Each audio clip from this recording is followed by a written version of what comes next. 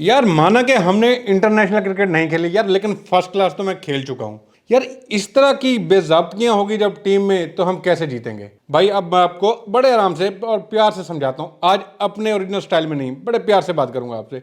यार ये एक सिंपल सी बात है कि जब आपने नमीबिया वाला मैच देखा होगा कि बाबर साहब बैठे रह गए और आप पे दर पे दूसरे प्लेयर को भेजते रह गए। इवन के उस्मान खान से पहले आपने शादाब को भेज दिया, यानी कि शादाब को आपने प्लेइंग 11 में खिलाया, लेकिन जो हमारा नंबर 1 मिस्ट्री बॉलर है इब्रार को आपने बाहर बिठाया। यार ये तो फिर साफ जाहिर हो रहा है कि आप सिर्फ शादाब के लिए ग्राउंड सीधा कर रहे हैं कि यार जो छोटी टीमें हैं उनके खिलाफ शादाब को खिला लें ताकि वो परफॉर्म कर जाए और उसकी टीम में जगह पक्की रहे।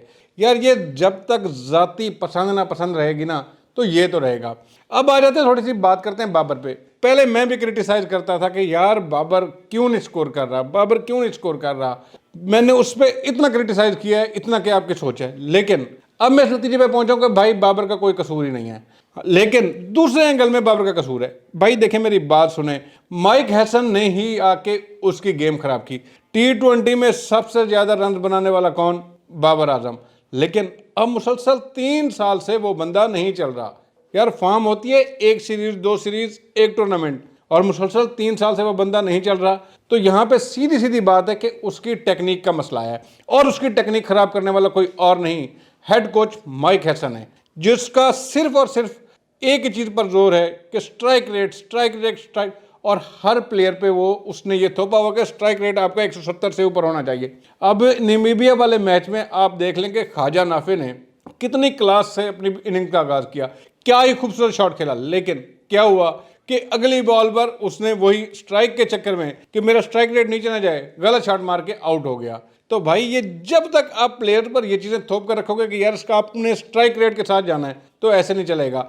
हर प्लेयर स्ट्राइक रेट वाला नहीं होता। बाबर का रोल हमेशा एंकर रहा है। आपने पहले उससे ओपनिंग छीनी, चलो ठीक है जी, ओपनिंग पे हम बर्दाश्त कर गए। फिर आप कहते नहीं वो 1 डाउन पे नहीं जाएगा, वो जी चौथे नंबर पे आएगा, चौथे नंबर पर भी ठीक है। यार इससे बेहतर है कि बाबर को आप बाहर बिठा दो। अगर आपको बाबर से इतना ही मसला है तो उसे बाहर बिठा दो भाई। और मैं गारंटी से कह रहा हूं, आज माइक हैसन ये टीम छोड़ दें, कुछ टाइम के बाद सिर्फ बाबर को अपनी मर्जी करने दें, देख लेना बाबर की टेक्निक फिर से ठीक हो जाएगी।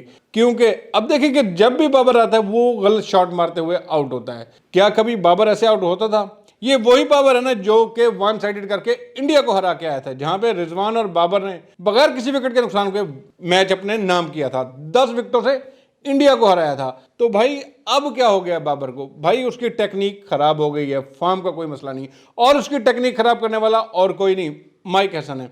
अब मैं आता हूं दूसरी तरफ कि माइक हैसन के आने के बाद कौन कौन से प्लेयर खराब हुए।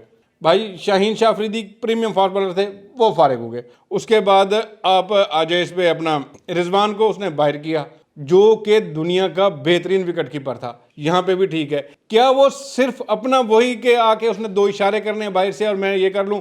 हर प्लेयर को तो भाई वो चाहता है कि हर प्लेयर उसके लिए ऑलराउंडर हो। तो भाई मेरी बात सुने, मैं तो क्रिकेट में एक ही बंदे को फॉलो करता हूं, मैं क्या पूरी दुनिया उसे फॉलो करती है, वो है इमरान खान। इमरान खान का कहना था कि आपका जो एरिया है आप उसमें मजबूत होना चाहिए, कि अगर आप बैटर हैं तो आप जैसी बैटिंग किसी की नहीं होनी चाहिए। अगर आप बॉलर हैं आपसे 1 स्कोर भी नहीं चाहिए, लेकिन आपसे 5 आउट चाहिए। अगर आप बैटर हैं तो आपसे 1 ओवर नहीं कराना, आपसे सेंचुरी या 50 चाहिए। तो भाई ये तो वो है कि 2 स्कोर उधर से बना लो, 20 उधर से बना लो, 1 आउट कर लो, तो ऐसे नहीं चलता भाई।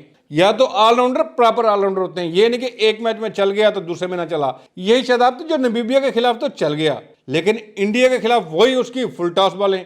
तो भाई कहां तक हम बर्दाश्त करें? अब जा रहे हैं हम सुपर 8 में, तो अब सीधी सी बात है कि जी वहां पे शादाब साहब ने कहना है कि जी देखिए मैंने तो नामीबिया में परफॉर्म किया, नामीबिया के अगेंस्ट, अब मुझे खिलाएं, और इनको खिलाना पड़ेगा।